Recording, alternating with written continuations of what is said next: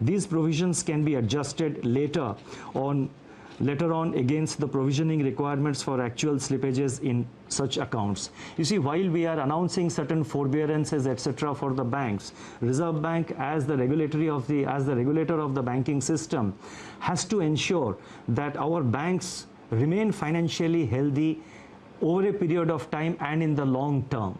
So therefore, while announcing certain prudential relaxations, we have to necessarily see that the banking system also remains healthy. So therefore, we have required them to make certain provisions, and in any case, we are saying that these provisions can be adjusted later on against provisioning requirements for actual slippages. So only if the slippage doesn't arise, then the banks have adequate flexibility to sort of deal with appropriately deal with it in their accounts.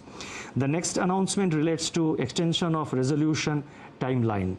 Under RBI's prudential framework of resolution of stressed assets dated June 7, 2019, in the case of large accounts under default, scheduled commercial banks, all India financial institutions, NBFCs which are non-deposit taking but systemically important, and deposit taking NBFCs are currently required to hold an additional provision of 20% if a resolution plan has not been completed within 210 days from the date of such default.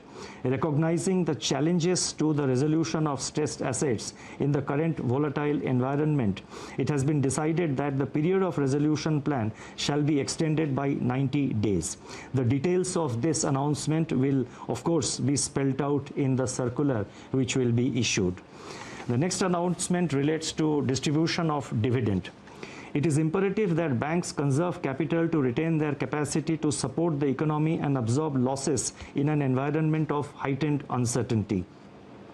It has therefore been decided that in view of the COVID-19 related economic shock, scheduled commercial banks and cooperative banks shall not make any further dividend payouts from profits pertaining to the financial year ended 31st March 2020 until further instructions. This restriction shall, however, be reviewed on the basis of the financial position of banks for the quarter ending September 30, 2020.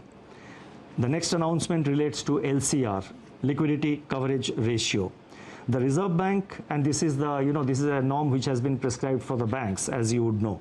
Reserve Bank has been proactively taking measures to address systemic liquidity issues through a slew of monetary and market operations.